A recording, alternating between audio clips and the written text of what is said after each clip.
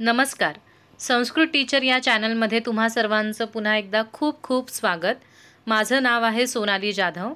Sanskrit teacher हा channel खास करून संस्कृत शिकणाऱ्या मुलांसाठी आणि त्यांच्या पॅरेंट्ससाठी बनवला आहे, जेणेकरून त्यांना संस्कृत शिकण्यासाठी थोडी मदत होईल आणि संस्कृत भाषा त्यांच्यासाठी सहज आणि सोपी होईल.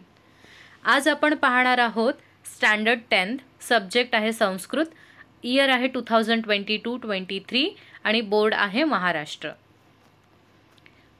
व्हिडिओ सुरू करण्याआधी तुम्हाला एक छोटीशी माहिती देऊ इच्छिते इथे की मी ऑनलाईन ट्यूशनसुद्धा घेते आणि जर तुम्हाला ऑनलाईन ट्यूशन्स हवे असतील, जर तुम्हाला त्याची नितांत गरजच असेल तुमच्या मुलांना, तर तुम्ही मला मेल करू शकता rajaramsonali1994@gmail.com वर आणि तिथे आपण त्याबद्दल सविस्तर बोलू शकतो. आणि जर मुलं स्वतःहून अभ्यास करणारे असतील तर मी नक्कीच यूट्यूबनी सुद्धा खूप काही गोष्टी शिकवण्याचा प्रयत्न करते. तर ज्यांना खरंच खूप गरज आहे, खरंच ते संस्कृतमध्ये वीक आहेत, त्यांनी क्लास लावावा. अदरवाईज तुम्ही या यूट्यूब प्लॅटफॉर्मचा आणि या फ्री व्हिडिओजचा लाभ घ्यावा, कारण क्लासेस जे असतात ते पेड असतात, त्याची फीज असते. ओके. आणि त्याचबरोबर 8वी ते 10वीचे जे स्टुडंट आहेत त्याच्यापैकी कोणीही जर त्यांना गरज असेल क्लासची तर ते मला मेल करू शकतात, फक्त आणि फक्त महाराष्ट्र बोर्ड. आणि संस्कृत लवर ज्यांना संस्कृत शिकण्याची इच्छा आहे तर त्यांनासुद्धा मी त्यांचेसुद्धा लेक्चर्स घेते. सिनियर सिटीजन किंवा मोठा वर्ग जो आहे, जे वर्किंग पीपल आहेत पण त्यांना संस्कृत शिकायला आवडतं, तर त्यांनासुद्धा मी संस्कृत शिकवते. तर वेळ न घालवता आपण व्हिडिओला सुरू करूया. आणि आजचा महत्त्वाचा जो टॉपिक आहे तो आहे 10वीच्या पेपरचा अभ्यास सुरुवातीपासूनच कसा करायचा. आता तुमच्या शाळा एप्रिलमध्ये काही जणांच्या चालू होत्या, काही जणांच्या मेमध्ये चालू होत्या. आता जून चालूच झाले, ऑफिशियली सगळ्या शाळा चालू झालेल्या आहेत. आणि काही शाळांमध्ये आता जून एंडिंग, जुलै एंडिंग, जुलै स्टार्टिंग अशा छोट्या छोट्या युनिट टेस्टसुद्धा सुरू होणार आहेत. तर महत्त्वाचा मुद्दा मला तुम्हाला इथे सांगायचा आहे की सगळ्यात महत्त्वाचा जो आपला पेपर आहे तो शेवटचा पेपर म्हणजे बोर्डाचा पेपर आहे. तुमच्या शाळेत होणाऱ्या या छोट्या छोट्या 25 मार्काच्या, 30 मार्काच्या, 40 मार्काच्या ह्या ज्या परीक्षा आहेत त्या तुमच्या पोर्शननुसार छोट्या छोट्या भागांमध्ये घेतल्या जातात.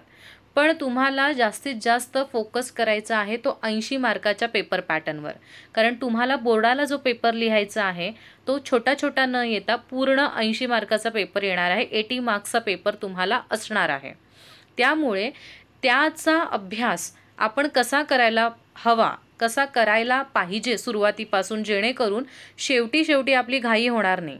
नाहीतर काय होतं, मुलं म्हणतात नंतर करू असं करता करता दिवाळी संपून जाते. आणि दिवाळी एकदा संपली की तुम्हाला एका महिन्यात प्रिलियम सुरू होतात आणि मग सगळाच घाई गोंधळ असतो.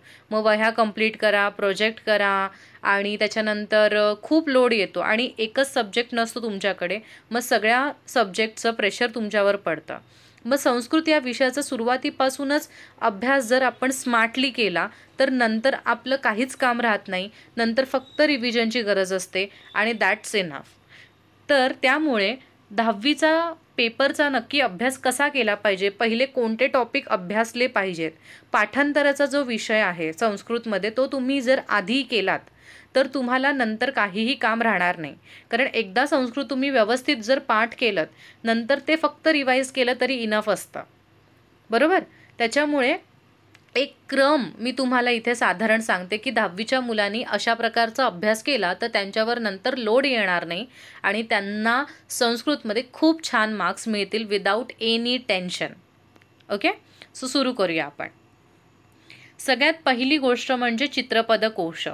चित्रपदकोश याला मुलं खूप निग्लेक्ट करतात किंवा खूपच गृहीत धरतात.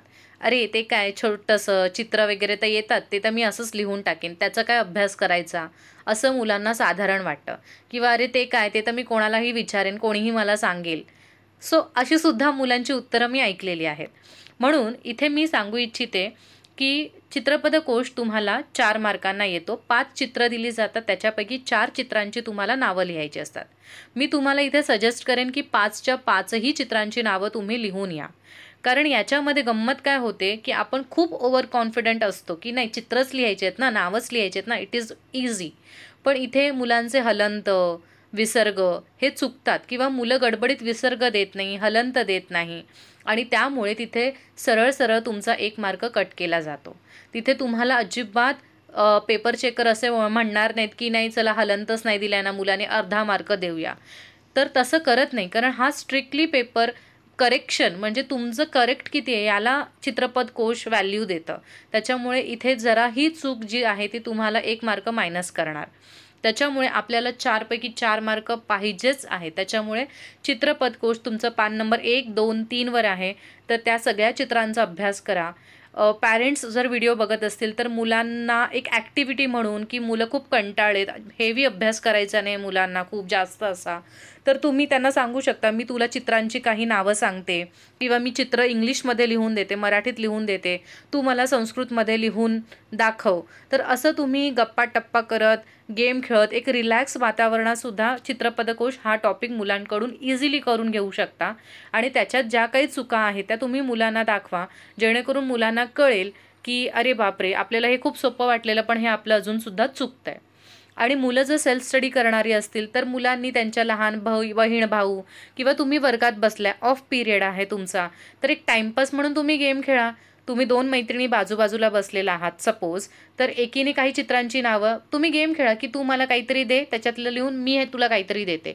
दोघींनी एकमेकींसाठी पेपर सेट करा आणि वह्या एक्सचेंज करा आणि लिहिण्याचा प्रयत्न करा आणि एकमेकांच्या वह्या पुन्हा एक्सचेंज करा आणि चेक करा, ज्याच्यामुळे तुमचा एक ऑफ पिरियडमध्ये गेम पण शांततेत खेळून होईल आणि तुम्हाला मॉनिटर ओरडणार पण नाही. सो स्मार्टली स्टडी करा. एन्जॉय करता करता तुम्ही ह्या गोष्टी सहज करू शकता. ठीक आहे. सेम गोष्ट नंबरसाठी मी सांगेन की 1 ते 100 जे नंबर आहेत 1 to 100 नंबर्स ते 9th स्टँडर्डच्या पुस्तकामध्ये सरळ दिलेले आहेत एक साथ. तर त्यांचा व्यवस्थित अभ्यास करा. तिथे छोट्या छोट्या गोष्टींमध्ये व्हेरिएशन येतं, कुठे षट आहे तर कुठे अष्ट आहे तर कुठे अष्टा आहे. तर ह्या ज्या चुका आहेत ना त्या मुलांकडून होतात आणि लगेच मार्क जातात. तर हा सुद्धा गेमच्या रूपात तुम्ही टाईमपास म्हणून मुलांसोबत चालता बोलता खेळू शकता की हां मी नंबर सांगते तू मला संस्कृतमध्ये सांग किंवा चला तू नंबरचा अभ्यास कर, संडे आहे रिलॅक्सिंग आहे नंबर्स फक्त कर आणि नंबर्सची टेस्ट मला दे. किंवा जसं मी मित्रांमध्ये सांगितलं की चिठ्ठ्या काढा, चिठ्ठ्यांमध्ये जो नंबर येईल तो सांगा. तर अशा प्रकारे तुम्ही हा टॉपिक मुलांकडून करून घेऊ शकता किंवा मुलं तुम्ही आपापसामध्ये हा टॉपिक करू शकता ऑफ पिरियडला. त्याच्यानंतर समय सुद्धा महत्त्वाचा टॉपिक आहे. म्हणजे घड्याळ तुम्हाला 8वीत पण शिकवलं आहे, घड्याळ तुम्हाला 9वीत पण आहे आणि आता 10वीत पण आहे. घड्याळामधली सगळी मिनटं तुम्हाला आली पाहिजेत. म्हणजे 5 मिनटं, 10 मिनटं, 15 मिनटं सगळीच्या टोटल मिनटं आणि तुम्ही हा सुद्धा अभ्यास व्यवस्थित करायचा आहे. आता इथे लक्षात घ्या की तुम्हाला चित्रपटकोश 4 मार्काला येतो, नंबर्स तुम्हाला 2 मार्काला येतात, समय तुम्हाला 2 मार्काला येतात. तर इथे कोणताही ऑप्शन सोडायचा नाही. म्हणजे इथे 5 पैकी तुम्हाला 4 लिहायला सांगतात तर 5च्या 5 तुम्हाला तिथे लिहायचे आहेत. इकडे 3 पैकी 2 लिहायला सांगतात तुम्हाला, इथेही मी तुम्हाला सजेस्ट करेन की 3ही लिहून या. आणि इथे पण इथे तर तुम्हाला जोड्या लावा असतं किंवा एखाद दुसरं तुम्हाला इथे 2च्या 2 मार्काला ते देतात. तर माझं म्हणणं काय आहे की हा टोटल जो प्रश्न आहे तुमचा सुगम संस्कृत हा टोटल 8 मार्कांचा आहे आणि 8 मार्क हा खूप मोठा नंबर आहे 80 मार्काच्या पेपरमध्ये. ऑलमोस्ट तुमचे 10 मार्क याच्यावर डिपेंड आहेत आणि याच्यात तुम्ही जरा चूक केलीत तरी तुमचे पटापट 2-3 मार्क इथे कट होतील आणि मग त्याचा खूप इफेक्ट जो आहे तुमच्या आउट ऑफ 80च्या मार्क्सवर पडणार आहे. कारण हे सोपंच तुमचं चुकतंय तर पुढे तुमच्या अनेक चुका निघतील. ठीक आहे. तर ह्या गोष्टींचं ह्या 8 मार्क असा स्टडी करा की हे 8 मार्क तुमचे कधीच जाणार नाही. तुमच्या युनिट टेस्टमध्ये पण जाणार नाही, तुमच्या 6 माहीच्या परीक्षेत पण जाणार नाही, तुमच्या फायनल प्रिलियम कुठेही जाणार नाही कोणत्याही मुलाचे. ॲटलिस्ट जे माझे व्हिडिओज बघतात आणि त्यांना असं वाटतं की नाही मीच खूप छान शिकवते त्यांना तर माझी खूप खूप खूप विनंती आहे मुलांना की तुम्ही हे 8 मार्क अजिबात घालवणार नाही आहात. ओके. त्याच्यानंतर अमरकोश हा जो आहे तुमच्या 10वीच्या पुस्तकात पेज नंबर 117 म्हणजेच 117 या पेज नंबरवर आहे. तर अमरकोश हा जो आहे तो सुद्धा मुलांनी पाठ करून ठेवावा. तर ह्याच्यामध्ये मुलं म्हणतील मिस अमरकोश कंठस्थीकरणार्थम ते किती मोठे मोठे श्लोक आहेत, किती लाईन एवढं पाठ करायचं का आम्ही? तर तेवढं पाठ नाही करायचं आहे. अमरकोशमध्ये जो विग्रह असतो म्हणजे जे शब्द तोडून तोडून दिलेले असतात राईट हँड साईडला, तिथे तुम्हाला 7-8 शब्द दिलेले आहेत.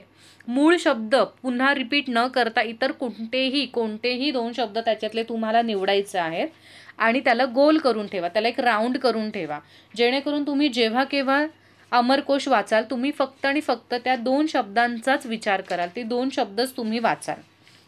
ठीक आहे. फॉर एक्झाम्पल मी सांगते, आता पहिला शब्द राजा आहे. पेज नंबर 117 तुम्ही ओपन करा हवं तर वेळ घेऊन. 117वर राजा हा पहिला शब्द आहे. तर मुलं काय करतात, विग्रहमध्ये मी 2 शब्द चूज करायला सांगितले, मुलं परत राजाच चूज करतात. ते म्हणतात नाही मिस परत राजा आहे ना त्याच्यामध्ये. नाही, सेम शब्द चूज करायचा नाही आहे, राजा सोडून तुम्ही काही करा. तर तिथे नृपः इझी शब्द आहे, भूपः इझी आहे शब्द. तर हे 2 शब्द आहेत, त्यांना तुम्ही राऊंड करून ठेवा. कारण अमरकोशावर 1 मार्काला प्रश्न हमखास येतो, 80 पैकी 1 मार्क तुमचा त्याला असतो. आणि त्याच्यामध्ये काय विचारलं जातं की एक अंडरलाईन केलेला शब्द असतो आणि त्यालाच तुम्हाला अमरकोशातला एक शब्द लिहायचा असतो. आणि इथे मुलं मिस्टेक काय करतात ते पण मी सांगते. अमरकोशातला शब्द फॉर एक्झाम्पल आता अमरकोशामध्ये शब्द आहे, कुठे गेला, जलम शब्द आहे.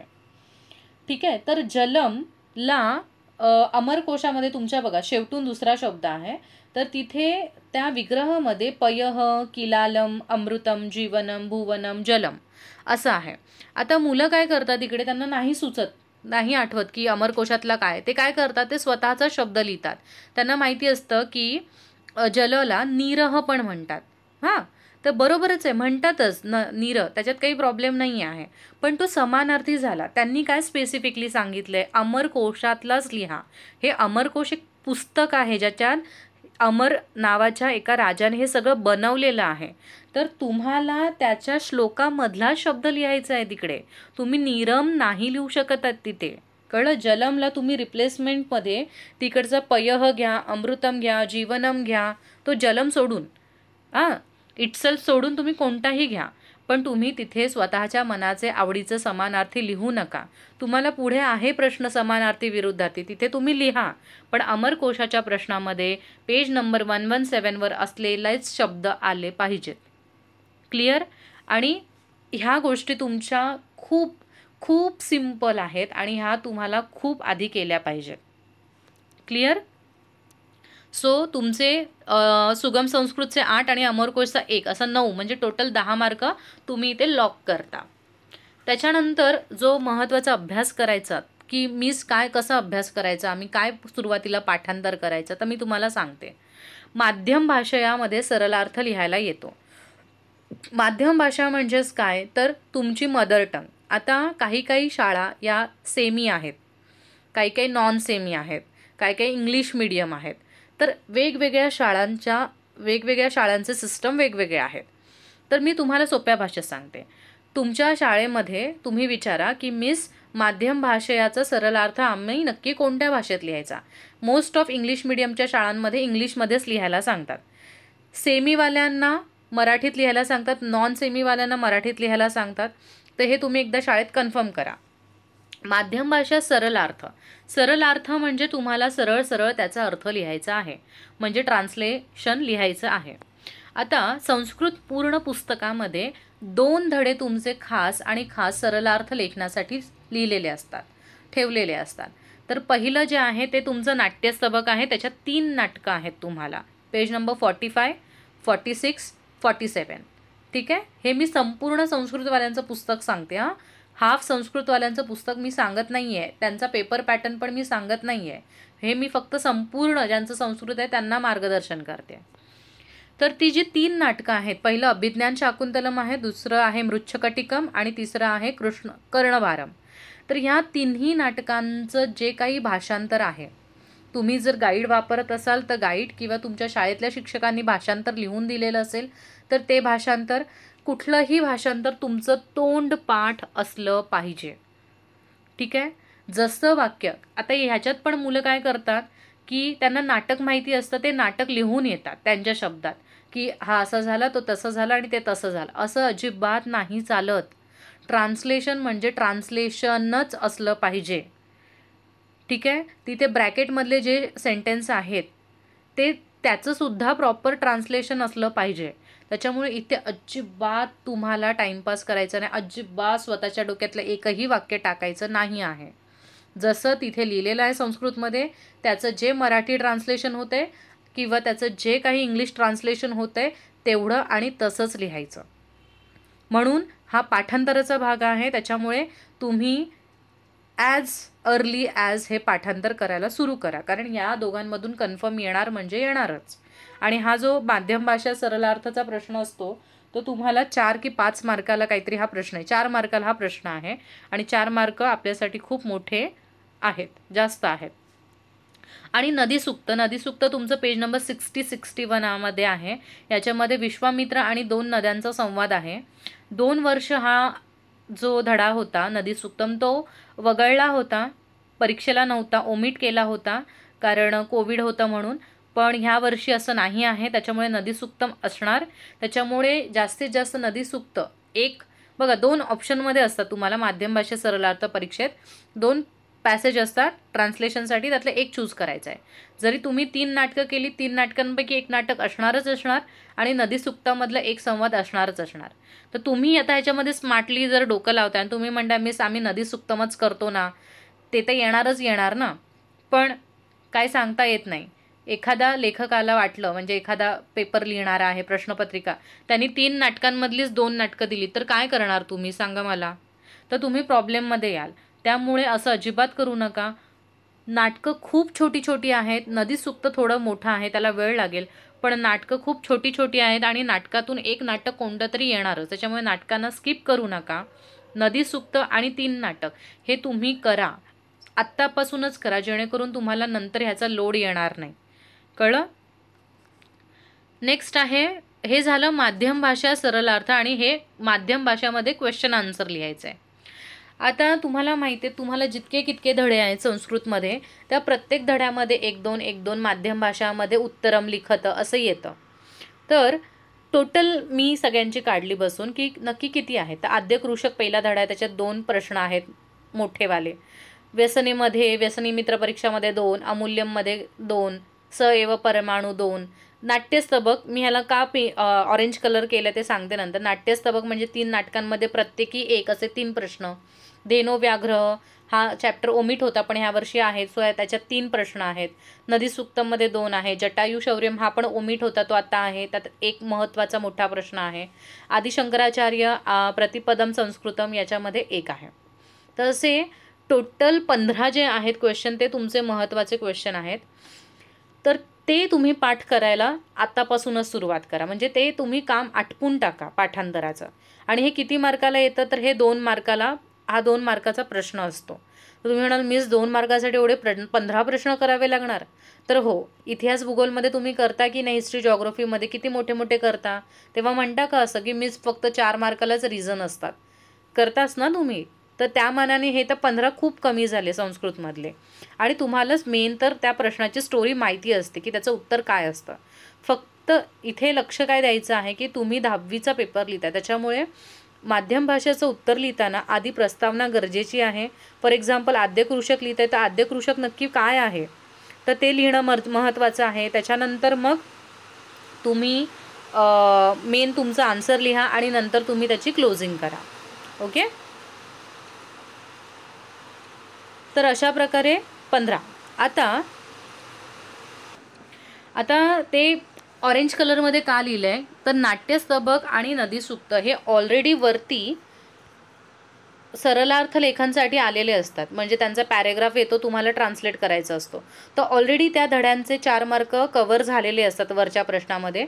त्याच्यामुळे शक्यतो पेपर सेट करणारा जो असतो तो त्या 2 धड्यावरचे क्वेश्चन्स नाही टाकत, कारण मग बाकीच्या धड्यांचे मार्क कसे काय होणार ना, त्यांना पण व्हॅल्यू आहे. मग त्याच्यामुळे जास्त करून ते 3 आणि हे 2 हे क्वेश्चन टाळले जातात, टाकले जात नाही. पण टाकलेच जात नाही असं नाही म्हणत मी, मोस्ट प्रोबॅबली नाही टाकले जात. पण जरी टाकला समजा एखादा प्रश्न नाट्यस्तबकमधून तरीसुद्धा तुम्हाला परीक्षेत 2 प्रश्न असतात, 2 मधला एक चूज करायचा असतो.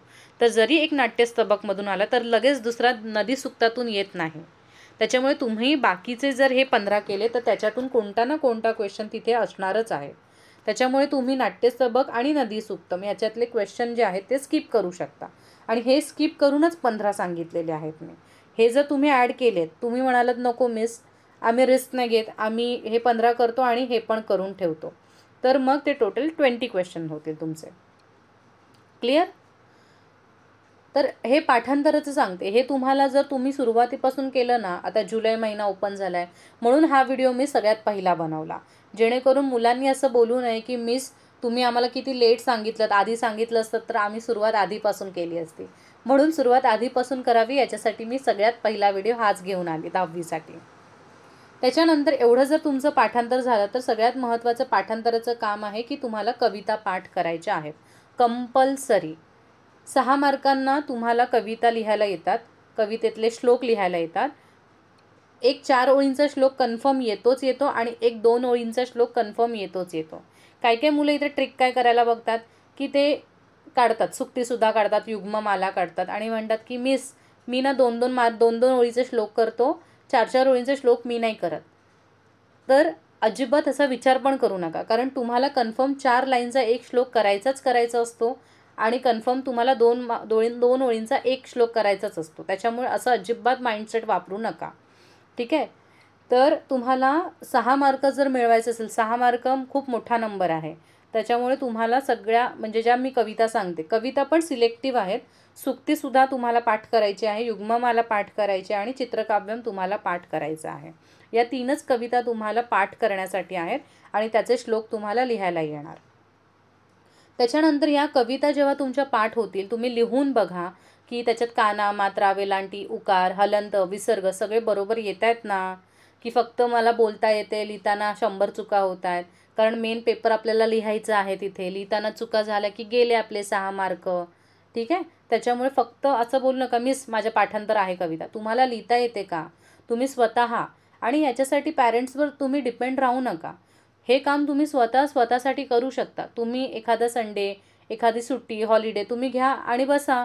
कविता बघा, एक कविता आहे ना सुक्तीसुद्धा, सकाळपासून गेलीत ना तुम्ही एक एक श्लोक पूर्ण दिवसभरामध्ये ती होऊन जाते पाठ.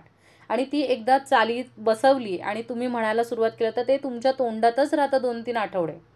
फक्त मेन काम नंतर राहतं की तुम्ही ते लिहून बघणं. तर स्वतः लिहून बघा आणि चेक करताना तुम्ही स्वतः जरी स्वतःचं चेक करत असलात तरी मस्ट रेड पेन यूज करा. रेड पेनने तुम्ही तुमचं जे काही रॉंग आहे त्याला स्वतःहून मस्तसा मोठा गोल करायचा. ओके? आणि का करायचं? कारण आपलं माइंड तिथे ना अलर्ट होतं रेड रंग बघून की अरे हां, हे माझं चुकलेलं. मग नेक्स्ट टाईम बघा, डेफिनेटली नेक्स्ट टाईम जेव्हा तुम्ही परत पोयम लिहायला बसता ना, तेव्हा आधीच्या चुका बघून मग बसायचं. म्हणजे माइंड पुन्हा सेम चुका करत नाही. कारण माणसाचा स्वभाव आहे तो. तो एक चूक बघितली परत फ्लॅशबॅकमध्ये जाऊन अरे मी ते अशी चूक केलेली, तर तो चूक ती पुन्हा ते काम करताना करत नाही. म्हणून ते रेड पेनने स्वतः तिथे मार्क करणं गरजेचं आहे. काही काही मुलं काय करतात माहिती आहे, हे मी माझ्या सेल्फ एक्सपिरियन्समधूनच सांगते. कारण मी शिकवते, मला माहिती आहे. मी प्रायव्हेट ट्युशन्स पण घेतले. त्याच्यामुळे माझ्यासमोर मुलं म्हणतात मिस हे एक कानाच राहिलं आहे, मी काना लिहून टाकतो आणि ते पेनाने काना लिहितात लगेच आणि म्हणतात मिस आता बरोबर आहे. मग याला काय अर्थ सांगा? तुम्ही माझ्यासमोर त्याला काना दिलात आणि बरोबर केलात. पण परीक्षेला सांगा तुम्हाला ती टीचर जी असणार आहे पेपर चेक करणारी सो अँड सो, ती तुम्हाला तिथे असं करणार आहे का काना देऊन बरोबर? आणि तुम्ही ती गोष्ट ॲक्सेप्ट केली नाहीत की तुम्ही चुकलात. कळतंय? तुम्ही त्याला बरोबर केलंत. आता तुमच्या माइंडमध्ये काय आहे की माझं ते बरोबर आलं. जर तुम्ही तिथे रॉंग केलं असतं, म्हणजे तिथेच तुम्ही रेड ह्याच्याने काना दिला असतात आणि सांगितलं असतं राऊंड करून की बाबा इथे माझा काना राहिला, तर नेक्स्ट टाईममध्ये तुमचा तो काना राहणार नाही. पण तुम्ही जर असंच स्वतःच करेक्ट केलंत आणि दाखवलंत की फक्त शो ऑफ करायला की बघ माझं सगळं बरोबर आलं आहे आणि तुम्हाला माहिती आहे की तुमचं चुकलं आहे आणि तुम्ही ते स्वतःहून नंतर करून दाखवताय, तर याला काही अर्थ नाही. तुम्ही फक्त आणि फक्त स्वतःला फसवताय. ठीक आहे? परीक्षेला परत तुम्ही तीच चूक करणार, कारण तुम्ही ती चूक तेव्हा करेक्ट केली नाही. तुम्ही ती लबाडीने तिथे बरोबर करून टाकलीत. कळलं? त्याच्यामुळे अशा गोष्टी करू नका. आता तुम्ही मोठे झालात, तुम्ही 10वीत आलात. आपल्याला स्वतःला फसवायचं नाही आहे. तुम्ही दुसऱ्यांवर इम्प्रेशन पाडाल, बरोबर, पॅरेंट्सचं मन जिंकाल, पण ती चूक तुम्ही पुन्हा कराल. कारण जोपर्यंत तुम्ही चूक फेस करणार नाहीत ना, तुम्ही ती पुन्हा पुन्हा पुन्हा पुन्हा करणार. त्याच्यामुळे घाबरवू नका. चुकलं तर चुकलं, नेक्स्ट टाईम थोडी जास्त मेहनत करा. ठीक आहे. आपण संस्कृत का शिकतो सांगा मला. कारण संस्कृत आपल्याला काय शिकवतं, चांगलं वागणं शिकवतं. आणि तुम्ही ह्याच्यातच चिटिंग कराल तर कसं काय चालेल. ओके. नेक्स्ट, तर कविता जेव्हा तुम्ही पाठांतर करणार, ह्या तिन्ही कविता, सुक्तीसुधा, युग्ममाला आणि चित्रकाव्य, पाठ करण्याची एक सोपी पद्धत म्हणजे एक श्लोक किमान 5 वेळा म्हणायचा. 5 वेळा म्हणाला की तो परत पुढचा श्लोक घ्यायचा, पुढचा श्लोक 5 वेळा म्हणायचा, मग परत 2 श्लोक म्हणायचे. ॲट अ टाईम तुम्ही 1 श्लोक करा, ॲट अ टाईम तुम्ही 2 श्लोक करा, मध्ये ब्रेक घ्या 1 तासाचा 2 तासानंतर बसा. कधी कधी मूड इतका चांगला असतो ना अभ्यास करताना की एका अटेम्पमध्ये, एका बसण्यामध्ये 2-3 तासामध्येच कविता होते. तसा चांगला मस्त मूड असेल तर एका वेळेतच करून टाका. सो तुमच्या प्रत्येक मुलानुसार ते डिफरंट आहे, तर तुमच्या सोयीनुसार तुम्ही करा. ठीक आहे. कविता पाठांतर झाल्यावर महत्त्वाचा मुद्दा, त्या कवितांचा अर्थ देखील पाठ करा. म्हणजे प्रत्येक श्लोकाचा अर्थ काय होतो, तुमच्या गाईडमध्ये लिहिलेला, वहीत लिहिलेला, जे काही तुम्ही सप्लिमेंट वापरताय. मला कुठल्याही सप्लिमेंटला माझा विरोध नाही आहे. तुम्ही गाईड वापरा, तुम्ही चेतना वापरा, तुम्ही टार्गेट वापरा, एनी हाऊ. मेन मला मुद्दा आहे की तुम्ही अभ्यास करा व्यवस्थित. ठीक आहे. कारण सगळे प्रकाशन जे असतात ते मुलांची मदत करण्यासाठीच पुस्तकं लिहितात. तर त्याच्यामध्ये असं काहीही हे नाही आहे. फक्त माझा मुद्दा एवढाच आहे की तुम्ही अर्थ समजून वाचा. काहीही वाचा जगभरातलं, अर्थ समजून वाचा तर त्याला अर्थ आहे, नाही तर शून्य. तर कवितांचा जो अर्थ आहे तो पण तुम्ही पाठ करा. कवितांचा अर्थ पाठ केल्यामुळे तुम्ही म्हणाल मिस काय फायदा कवितांचा अर्थ पाठ करून, तर फायदा आहे. कवितांचा अर्थ पाठ केल्यावर तुम्हाला श्लोक जास्त व्यवस्थित लक्षात राहतात, हा पहिला फायदा आहे. आणि दुसरा फायदा की तुम्हाला कवितेचे माध्यम भाषा लिहायला येतं. त्याच्यामध्ये युजली असाच प्रश्न असतो की दिस लाईन आणि तिचा श्लोकाचा अर्थ सांगा, दिस लाईन या श्लोकाचा अर्थ सांगा. मग ते तुम्ही कविताच पाठ केले, त्याच्यामुळे कुठल्याही श्लोकाचा अर्थ येऊ द्या, तुम्हाला तो लिहिता येतो. सो झालं ना प्रॉफिट. त्याच्यामुळे कविता पाठ करायचं काम लवकरात लवकर हातात घ्या. 3च कविता पाठ करायचे, याच्या पलीकडे कविता कोणतीही पाठ करायला जाऊ नका. आणि कविता पाठ केल्यावर कविताचा जो अन्वय असतो खाली, तो कन्फर्म तुम्हाला 2 मार्कांना येतो म्हणजे येतोच. तर याच्यामध्ये माझ्या मुलांचा म्हणजे माझ्या स्टुडंटचा एक्सपिरियन्स असा आहे, ते म्हणतात की मिस आम्ही कविता तर पाठ करतो, आमची कविता तर होते, श्लोक तर होतात, पण जेव्हा आम्ही अन्वय पाठ करायला जातो तर आम्ही मिक्स होतो, मग मिक्स मॅच होऊन जातो, ओरिजिनल श्लोक कोणता आणि अन्वय कोणता. तर हे होतं सगळ्या बाबतीत. म्हणून अन्वय पाठ करायचं म्हणजे काय करायचं, फक्त अन्वय बघायचा, तो पाठ नाही करायचा. अन्वय म्हणजे काय असतो सांगा, एक क्रम असतो ना, फक्त की श्लोक असतो तो उलट्या क्रमात असतो, तोच तुम्हाला सरळ क्रम करून दिलेला असतो त्याला म्हणतात अन्वय. अन्वय फक्त तुम्हाला फिल इन द ब्लँक्सला येतो. जर तुमचा ओरिजिनल श्लोकच पाठ आहे तर अन्वयातल्या रिकाम्या जागा तुम्हाला भरता येणार नाहीत का सांगा मला, भरता येतील. त्याच्यामुळे तुम्ही फक्त आणि फक्त अन्वय जस्ट डोळ्याखालून जरी घातलं तरी पण तुम्हाला त्या फिल इन द ब्लँक्स आपोआप आठवतील, कारण तुमचा मेन श्लोक पाठ असणार आहे. कळलं. त्याच्यामुळे अन्वय असं कंपल्सरीवाला पाठ करू नका, जसं कविता पाठ करता तसं. त्याच्यानंतर ते एक झालं. समजा आता तुम्ही हे पण काम आटपलं, तर हे पण काम झालं. मग काय करायला घ्याल, तर मग माध्यम भाषा सरलार्थ. माध्यम भाषा सरलार्थ तुम्ही म्हणाल मिस आताच तर तुम्ही माध्यम भाषा सांगितलं, तर हे माध्यम भाषा उत्तर झालं 2 मार्कांचं. तर त्याच्यानंतर अजून एक क्वेश्चन असतो, माध्यम भाषा सरलार्थ. म्हणजे कविता, स्पेसिफिक कविता अशा ठेवलेल्या आहेत तुमच्या पुस्तकात ज्या फक्त आणि फक्त अर्थासाठी आहेत आणि ते 4 मार्काला येतं कंपल्सरी. आता त्याच्यामध्ये 2 कविता आहेत, वाचन प्रशंसा आहे आणि मानवता धर्म आहे. या दोन्ही कविता इथे लिहून ठेवले मी, दोन्ही कविता तोंड पाठ करू नयेत, कारण या पाठांतरासाठी नाहीत. ठीक आहे. जसं तुम्ही युग्ममाला, चित्रकाव्यम, सुक्तीसुधा तोंडपाठ करता श्लोक, तसे याच्यात श्लोक पाठ करायचे नाही आहेत. याचं काय करायचं आहे, याचा फक्त अर्थ पाठ करायचा आहे. म्हणजे वाचन प्रशंसाचे जितके श्लोक आहेत त्या श्लोकांचा फक्त आणि फक्त तुम्हाला अर्थ पाठ करायचा आहे, कारण तुम्हाला अर्थच लिहायला येणार. हां, 4 मार्काला म्हणजे 2 मार्काला वाचन प्रशंसातून 1 श्लोक येणार आणि 2 मार्काला मानवता धर्मामधून 1 श्लोक येणार आणि अजून 1 येणार, म्हणजे 3 पैकी 2 लिहायचे असतात. पण दोघांना पण वेटेज आहे, त्याच्यामुळे दोन्ही पण मस्त छानपैकी कविता पाठ करा. अर्थ, अर्थ पाठ करा, कविता नाही, अर्थ.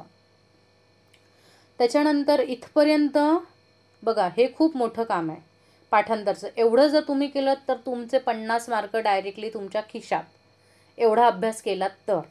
ठीक आहे. आणि बघा, एवढ्या सगळ्या अभ्यासामध्ये कुठेतरी व्याकरण आलं का सांगा मला आत्तापर्यंत? कुठेतरी आलं व्याकरण? मुलं इतकी हे होतात ना, घाबरतात. बाप रे, संस्कृत आहे, माझं व्याकरण नाही झालं, मला जे टेबल नाही पाठ झाले, मला किती मार्क मिळतील, माझा पेपर कसा मी सोडवू, असं आणि तसं. आत्तापर्यंत मी तुम्हाला पेपर सांगितला, अभ्यास कसा करायचा, त्याच्यामध्ये व्याकरण होतं का सांगा? नव्हतंच व्याकरण. तरी पण तुम्हाला 50 मार्क आरामात मिळू शकतात. त्याच्यामुळे व्याकरणाचा इतका मोठा बाऊ करून घेऊ नका. ठीक आहे. व्याकरण करायची पण पद्धत आहे. तुम्ही म्हणाल मीच पण पुस्तकात तर खूप व्याकरण शिकवलं जातं, भाषासूत्रम हे, भाषासूत्रम ते, असं आणि तसं. तर ते शिकवलं जातं. परीक्षेत ते सगळं येत नाही तसंच्या तसं.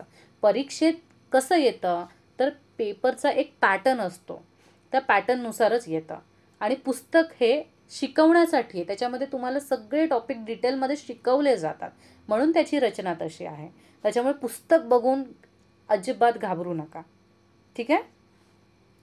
आता एवढा आपला अभ्यास झाला तर ह्याच्यामध्ये तुमचे काय मार्क? तुमचं बघा, प्रथमः विभाग म्हणजे सुगम संस्कृत कवर होतो, द्वितीय विभाग म्हणजे तुमचा गद्य कवर होतो, आणि तृतीय विभाग म्हणजे तुमचं कविता जे आहे ते कवर होतं. आता तुम्ही येता चतुर्थ विभागमध्ये, विभाग 4, लेखन कौशलम. लेखन कौशलम तुम्हाला टोटल 9 मार्काला असतं. तर ह्याच्यामध्ये पण काहीही कामधाम नसतं. 4 मार्कांना तुम्हाला 8वीत पण हा प्रश्न होता, 9वीत पण आहे, 10वीत पण आहे, की तुम्हाला काही ठराविक धातू असतात, 10-15 धातू, आणि काही ठराविक 10-15 अव्यय असतात. त्याचे पेज नंबर मी दिलेले आहेत. 8वीच्या पुस्तकात 68वर आहे, 9वीच्या पुस्तकात 43वर आहे, 10वीच्या पुस्तकात परत 101 आणि 102वर आहे. तर त्या प्रत्येक धातूपासून म्हणजे एक धातू देतात, नमः, आणि वाक्य बनवा. मग आपण काय करतो? काय करणार? महादेवाय, महादेवाय नमः, गणेशाय नमः, झालं एक वाक्य तयार, आणि 1 मार्क मिळतो आपल्याला. तर तुम्हाला फक्त त्या वाक्यांचा अभ्यास करायचा. आता समजा 10 की 15 वाक्य म्हणजे टोटल समजा राऊंड फिगर 30 वाक्य आहेत, छोटी छोटी. आणि ही वाक्य ना मी तुम्हाला 9वीला आणि 8वीला पण शिकवलेली आहेत. याच्यावर तर स्पेशल व्हिडिओ पण आहे, मी हवं तर त्याची डिस्क्रिप्शनला लिंक देते तुम्हाला, अव्यय आणि धातूंची. तर त्याच्यामध्ये 10-10-20 वाक्य तर कन्फर्म होती. आता 10वीत आल्यावर 5-10 इकडे तिकडे जरा वाढलेली असतील, तर ती मी एक नवीन वाढलेल्यांची एक वेगळी व्हिडिओ बनवेल. पण जर काही मुलं आहेत की त्यांना अभ्यास करायचा आहे तर मी पेजेस दिलेले आहेत. 8वीच्या पुस्तकामध्ये तुम्हाला मिळतील, 9वीच्या पुस्तकात मिळतील, 10वीच्या पुस्तकात मिळतील. तर 3ही वर्ष हेच दिलेलं आहे, त्यांनी सेमच गोष्टी दिलेल्या आहेत, तर त्याच परत तुम्हाला देतात. आता यांचा वापर करून तुम्हाला छोटी छोटी वाक्य बनवायची, मोठी मोठी वाक्य बनवायची नाहीत, कारण बोर्डाला आपल्याला मार्क पाहिजेत. उगाच तुम्ही तिथे इम्प्रेशन पाडायला जाल, मी मोठी मोठी वाक्य बनवतो, मला संस्कृत येतं, आणि एखाद वाक्य इकडे तिकडे झालं की 0. त्याच्यापेक्षा छोटी बनवा, इझी बनवा, लगेच मार्क मिळवा. ओके. नेक्स्ट, आता ह्या प्रश्नालाच ऑप्शनमध्ये एक पर्यायी प्रश्न म्हणजे एकतर हे करा किंवा ते करा. तर एकतर तुम्ही 4 वाक्य बनवा, 6 शब्द दिले जातात, 6 शब्दांपैकी 4 शब्द चूज करा आवडीचे, आणि त्यांची 4 छोटी छोटी वाक्य बनवा. हे करा, किंवा तुम्हाला ऑप्शन असतो संस्कृत अनुवाद. संस्कृत अनुवाद म्हणजेच काय? तुम्हाला काही इंग्लिश वाक्य दिली जातील, 6 इंग्लिश वाक्य किंवा 6 मराठी वाक्य, आणि त्याची संस्कृत करा. तर ते डिफिकल्ट होतं, त्याच्यामुळे तो क्वेश्चन कधीच चूज करायचा नाही. कळलं? कारण ते तुमच्या हातात नसतात की कोणती वाक्य येतील, पण हे तुमच्या हातात आहे. या 10-15 शब्दांना सोडून कुठली शब्द विचारलेच जाणार नाहीत. त्याच्यामुळे नेहमी मी 9वीत पण तेच सांगितलेलं मुलांना, आणि आता पण 10वीला पण तीच गोष्ट सांगते की संस्कृत अनुवाद जो आहे तो तुम्ही चूज करू नका. त्याच्याऐवजी तुम्ही काय करा, वाक्य लिहा. अर्धा तास झालेला आहे, पण मुद्दा टॉपिक संपवूनच मी व्हिडिओ थांबवते, कारण मग ती अर्धी लिंक लागत नाही. तर हा एक प्रश्न आहे, हा 4 मार्कांचा आहे. आणि नेक्स्ट आहे जो टॉपिक खूप इम्पॉर्टंट आहे, 5 मार्कांचा आपला, तो आहे निबंध. आता निबंध 10वीच्या सुरुवातीपासूनच, म्हणजे आता जुलै चालू झालं, तुम्ही ठरवा की 1 महिन्यात 1 निबंध करणार मी.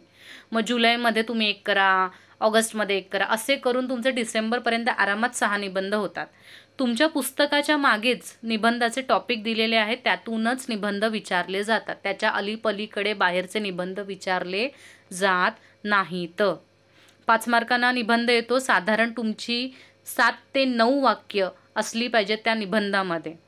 ठीक आहे. कवीवर निबंध आहे, खग आहे. खग म्हणजे पक्षी कुठलाही, आवडता पक्षी, आवडता कवी, आवडता नेता, आवडता उत्सव, किंवा पुस्तकावर निबंध आहे, भाषावर निबंध आहे आणि प्रसिद्धम स्थलम. आता टोटल 7 टॉपिक आहेत, पण तुम्ही 7 पैकी एक टॉपिक सहज स्किप करू शकता. फॉर एक्झाम्पल मी प्रसिद्ध स्थलम स्किप केलाच नाही, तर परीक्षेला तुम्हाला 3 दिले जातात पर्याय. तर 3 समजा आता दिला, कवी दिला, खग दिला आणि समजा प्रसिद्ध स्थलम दिला, तरी मला काही फरक पडत नाही ना, कारण कवी आणि खगपैकी माझे तर दोन्हीच केलेले आहेत. त्याच्यामुळे तुम्ही इथे जास्तीत जास्त एक टॉपिक जो आहे 7 पैकी तो तुम्ही स्किप करून बाकी 6 मधलं काही स्किप न करता 6च्या 6 निबंध तुम्हाला पाठ करायचेच आहेत, ते पण तोंडपाठ.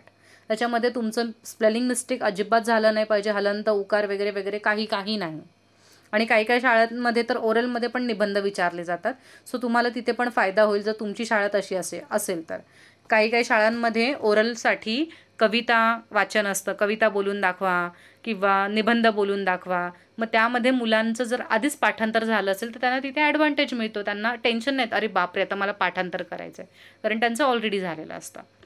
सो 5 मार्क आपल्यासाठी बिग बिग बिग नंबर आहे आणि त्याच्यामुळे आपल्याला हा करायचा आहे. आणि तुम्ही आत्तापासूनच सुरू करा, कवी, खग. आणि लवकरच मी सगळ्यात पहिला टॉपिक जो आता घेणार आहे तो निबंधच घेणार आहे, जेणेकरून तुम्ही सगळे पटापट निबंध पाठ करायला सुरू कराल. मी निबंध शेअर करेनच. आत्ता ज्या नवीन व्हिडिओ येतील त्याच्यामध्ये सगळ्यात पहिला ह्या व्हिडिओच्या नंतरच नेक्स्ट व्हिडिओ कवी, खग, नेता, उत्सव या क्रमानेच देईन, जेणेकरून तुम्ही कोणीही 10वीची मुलं मला एक्सक्यूज देणार नाहीत की मिस तुम्ही दिलं नाहीत म्हणून आम्ही केलं नाही. सो मी मेहनत घ्यायला तयार आहे, तर तुम्ही पण मेहनत करायला तिथे तयार राहा.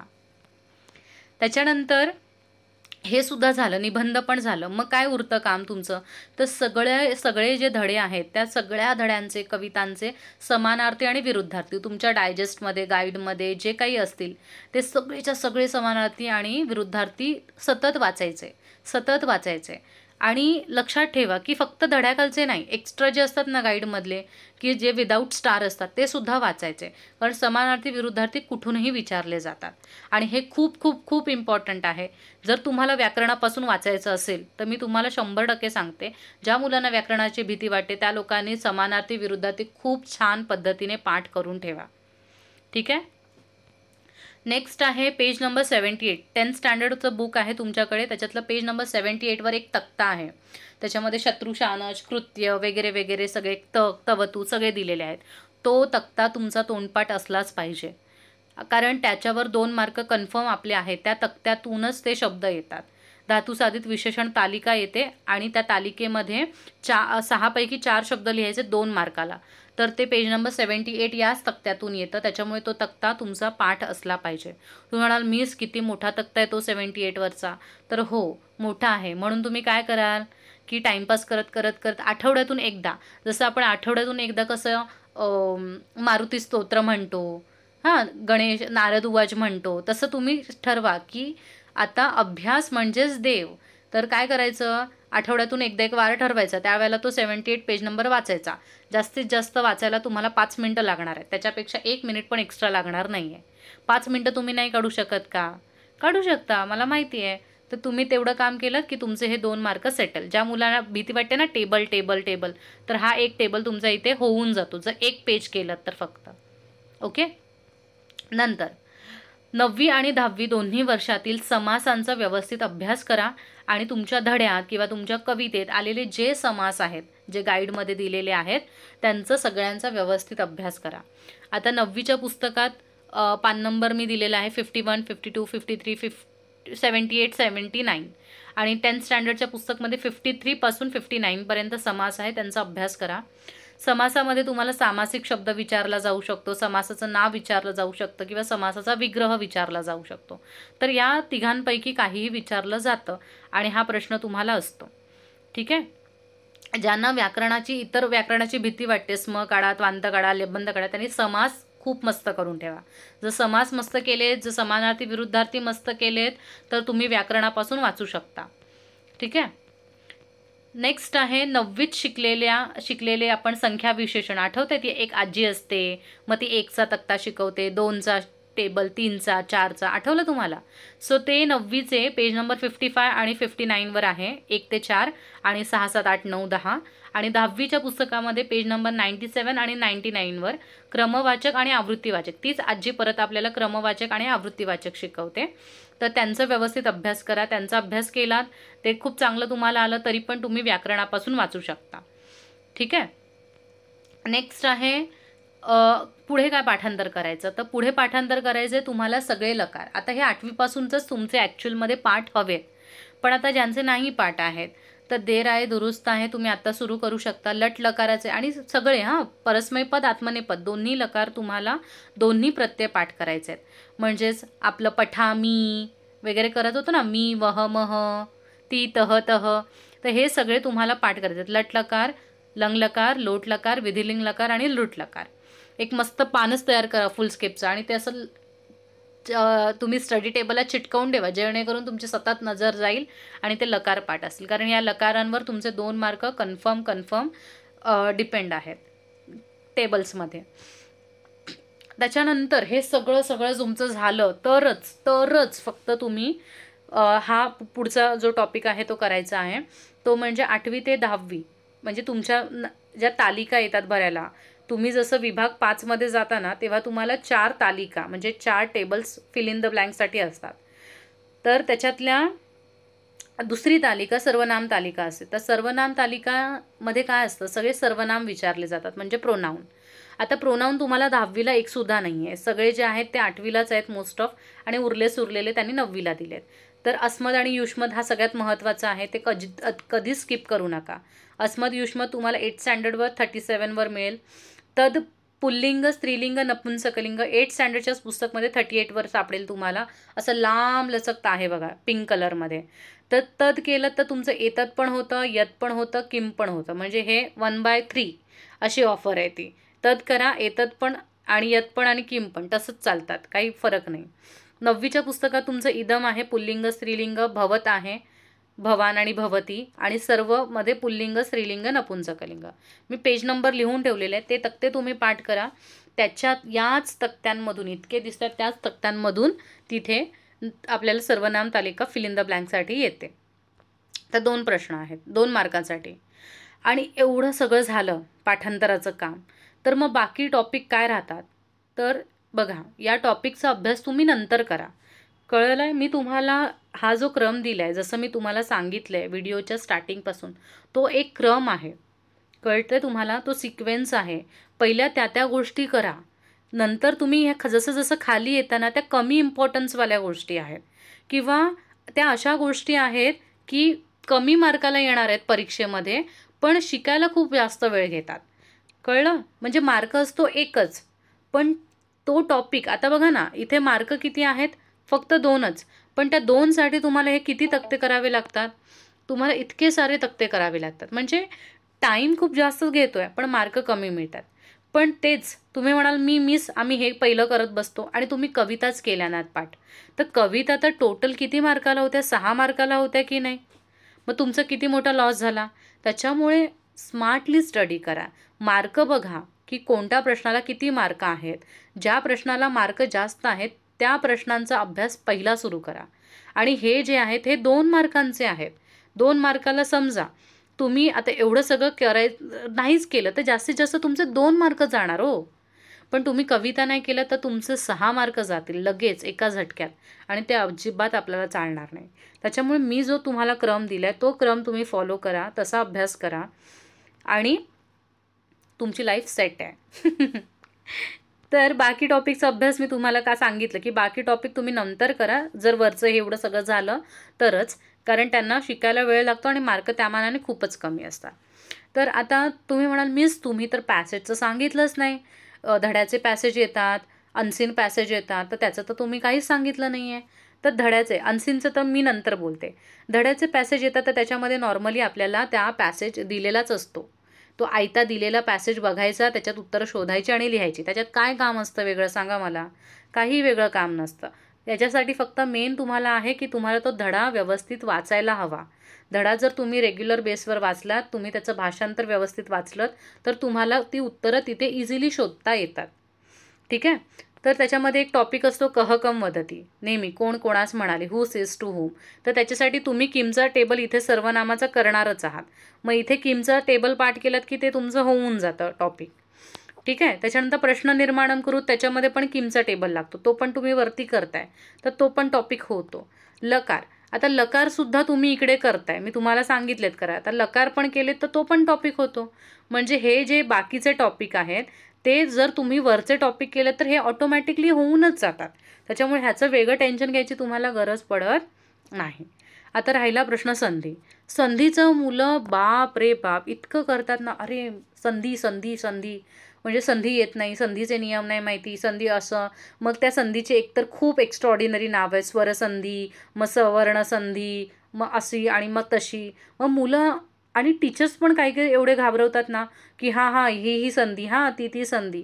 पण तुम्हाला सांगू, परीक्षेला 80 मार्काच्या पेपरमध्ये मॅक्स 2 मार्काला संधी येतात आणि मिनिमम 1 मार्काला.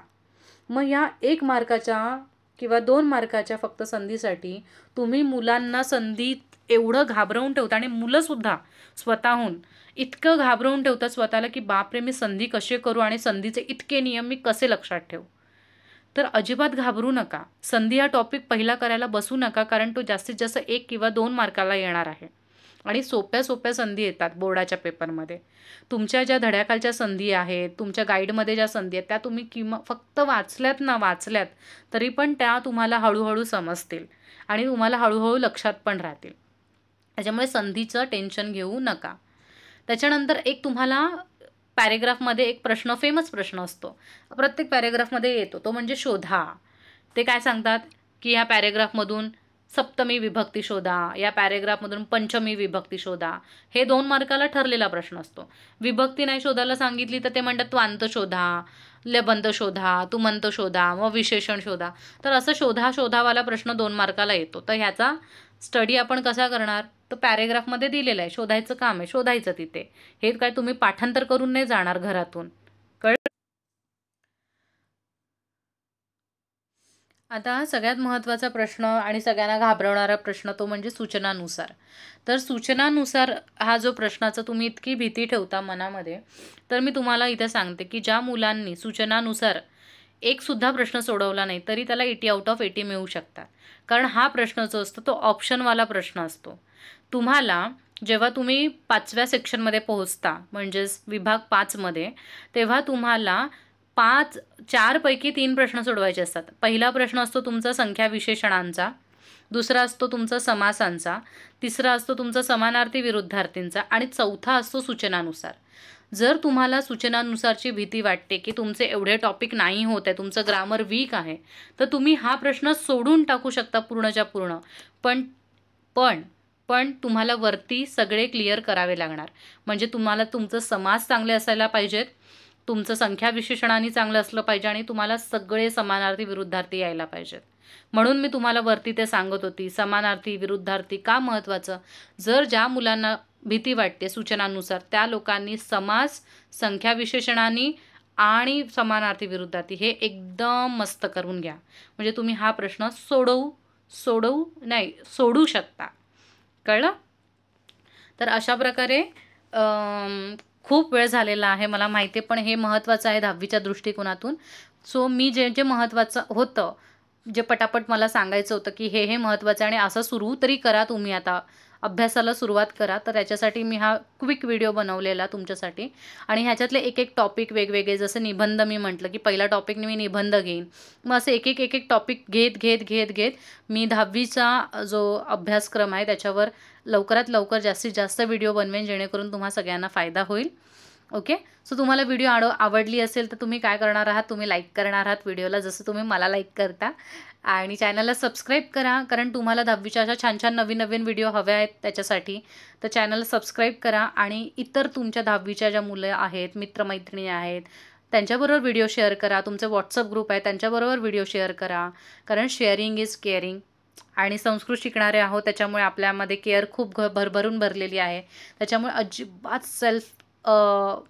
काय म्हणतो आपण, स्वार्थी बनू नका तुम्ही. ओके, सेल्फिश बनू नका. तर सगळ्यांना हेल्प करा आणि मग देव तुमचीसुद्धा मदत करेल वेगवेगळ्या रूपात येऊन. आणि व्हिडिओला आठवणीने बेल आयकॉनला क्लिक करा, जेणेकरून नोटिफिकेशन येईल. जुन्या व्हिडिओचं नोटिफिकेशन येणार नाही, कारण त्या ऑलरेडी अपलोडेड आहेत.